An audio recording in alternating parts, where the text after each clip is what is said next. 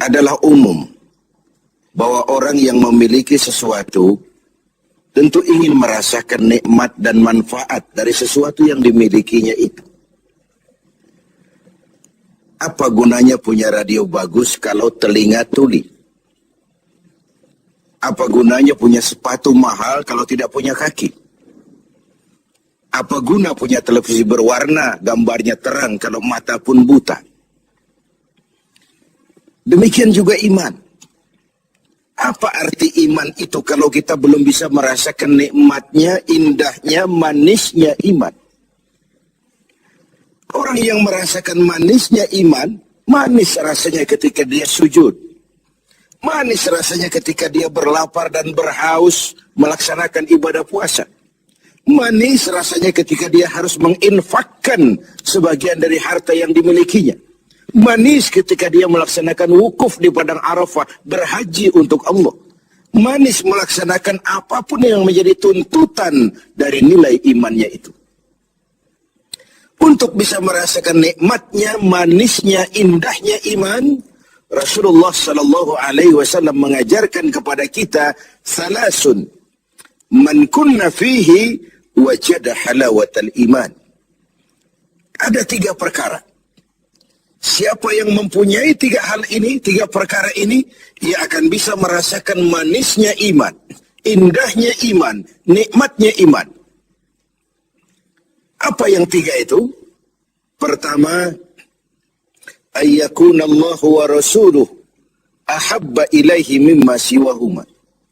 Seseorang yang cintanya kepada Allah dan Rasulnya di atas segalanya. Kita diberikan hati. Dalam hati bertumpu sejuta rasa. Apa yang paling dominan di hati, itulah yang jadi kecenderungan kita. Bahwa kita cinta harta benda, tentu. Kita cinta tanah air, itu pun bagian dari iman. Kita cinta pangkat dan jabatan, wajar. Kita cinta anak dan istri, iya. Dan agama pun tidak melarang, persilahkan. Cintailah apa yang perlu kau cintai. Mencintai tanah air, mencintai bangsa dan negara, mencintai harta benda, mencintai anak istri, mencintai teman, pangkat, jabatan, persilahkan. Tapi kan cinta kepada alam dan seluruh isinya dibatasi oleh kesadaran. Pada suatu saat kita akan berpisah. Cinta kita kepada harta, entah si harta dulu hilang di gondol maling, entah kita dulu meninggalkan harta itu. Cinta kita kepada pangkat dan jabatan ada waktunya. Cinta kita kepada anak istri sekalipun ada saatnya. Inilah batas kesadaran itu, supaya dia jangan berurat dan berakar di hati. Kepada Allah dan Rasulnya kita tidak akan pisah selamanya. Kesana idealnya kita memperbanyak rasa cinta ini. Ketika terjadi perang Tabuk, baginda Rasul melakukan mobilisasi dana. Semua sahabat memberikan sumbangannya. Datanglah seorang sahabat, Sayyidina Abu Bakar Siddiq radhiyallahu anhu, memberikan harta bendanya. Begitu banyak sampai Rasul bertanya, hal tarakta li ahlika syai'an ya Abu Bakar? Begini banyak yang kau bawa ini Abu Bakar? Kau belanjakan di jalan Allah untuk kepentingan perang Tabuk, mempertahankan akidah. Apa buat keluargamu sudah kau tinggalkan sesuatu untuk kehidupan mereka? Beliau senyum, na'am. Taraktu lahumullah wa rasulah. Benar. Sudah aku tinggalkan buat keluargaku. Apa yang ditinggalkan? Aku tinggalkan kepada mereka Allah dan Rasulnya. Cinta kepada Allah dan Rasulnya. Itu yang aku tinggalkan kepada keluargaku. Adapun harta, semuanya aku belanjakan di jalan Allah untuk kepentingan mempertahankan keyakinan. Ini adalah sebuah contoh orang yang cintanya kepada Allah dan Rasulnya di atas segalanya. Harta itu, pangkat dan jabatan itu, semua kekayaan materi yang kita miliki itu, kalau sudah memenuhi panggilan Allah dan Rasulnya, semua mengalir. Semua mengalir. Dari sana dia datang dan ke sana juga dia akan kembali. Inilah keyakinan terhadap inna lillahi wa inna ilaihi raji'un. Dari Allah segalanya datang, ke jalan Allah juga, kepada Allah juga semuanya akan kembali.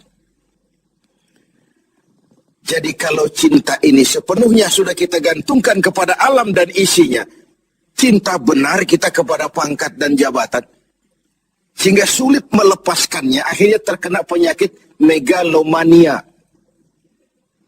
sindrom, power syndrome. Sulit balik jadi orang biasa, sudah kadang jadi pejabat tinggi. Sulit melepas pangkat dan jabatan, dengar mau ada mutasi, gerasak gerusuk, cari mbah ini, cari mbah itu. Bawa ayam putih, bawa kambing hitam, macam-macam dilakukan. Sebagai cermin bahwa jabatan itu berakar di hati, sulit untuk melepaskannya. Orang yang cintanya kepada Allah dan Rasulnya, kalau satu saat dia harus melepas yang dia sayangi, dahulu pun ketika terlahir ke alam ini, tidak ada harta yang saya bawa. Kalau sekarang saya harus melepasnya, innalillah wa inna ilaihi raji'un. Dahulu pun ketika terlahir ke alam ini, tidak ada pangkat dan jabatan yang saya sandang. Kalau sekarang saya harus melepaskannya, innalillah wa inna ilaihi raji'un. Oh, itu cuma sekadar titipan dari Allah saja.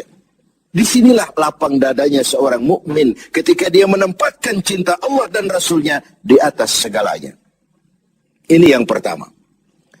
Yang kedua, untuk merasakan manisnya iman ini. Wa ayyuhibba abdan la yuhibbuhu illa lillah. Dia cinta kepada sesama hamba, cintanya karena Allah. Bukan karena kepentingan. Kalau sudah cinta karena kepentingan, sebatas kepentingan terakomodir, kita loyal, kita taat, kita setia, kita cinta. Begitu kita merasa kepentingan kita diabaikan, kita jadi musuh nomor satu. Pantas saja kalau dalam panggung politik ada pameo, tidak ada teman abadi. Yang ada tujuan abadi, kepentingan abadi. Hari ini teman, besok lawan. Hari ini disanjung, besok digusur. Agama mengajarkan cintai sesama hamba karena Allah. Bukan karena kepentingan, bukan karena mencari kehormatan diri, tapi karena Allah saja. Kau di jalan Allah, kau saudara saya. Kau keluar dari jalan Allah, sampai sini saja kita. Bersaudaranya itu karena Allah. Islam membebaskan manusia dari ras diskriminasi. Dan ikatan akidah jauh lebih kuat daripada ikatan darah. Tidak ada persaudaraan yang lebih kokoh selain persaudaraan yang diikat dengan nilai-nilai akidah. Saya sih tahu mabuk itu haram, cuma saya ngormatin teman. Ngormatin teman, ikut minum. Saya sih tahu judi itu haram, cuma diajak saya nggak enak sama teman. Ngormati teman, mengorbankan keyakinan. Untuk hal-hal yang seperti itu, tidak ada toleransi yang perlu dirumuskan. Bersaudara karena Allah, bertemu karena Allah, berpisah pun juga karena Allah. Ini yang mahal zaman sekarang. Sekarang kan bersaudara karena kepentingan, karena ada maunya. Berteman karena ada kepentingan. Bila kepentingan tercapai, teman jadi lawan pun nggak masalah. Lawan jadi teman sekalipun, it's okay, asal kepentingan tercapai. Nah, nuansa Ramadan mempertemukan kita dalam ikatan jalinan karena Allah semata-mata. Bertemu ya karena Allah, berpisah pun juga karena Allah. Ikatan kekeluargaan kita sebagai bangsa memang nyaris rapuh. Berbagai konflik di daerah belum kunjung selesai. Baik yang bernuansakan agama, etnis, dan macam-macam lagi. Di Papua sana, di Poso sana. Bahkan di kota-kota besar masih sering terjadi bentrokan antar kampung, antar tetangga, antar wilayah. Lalu keroyokan, rame-rame, menyatakan identitasnya pada proporsi yang salah sebenarnya. Bertemu karena Allah, berpisah juga karena Allah. Persaudaraan semacam itu melahirkan kenikmatan iman. Kenapa? Karena imanlah yang mengayomi itu semua.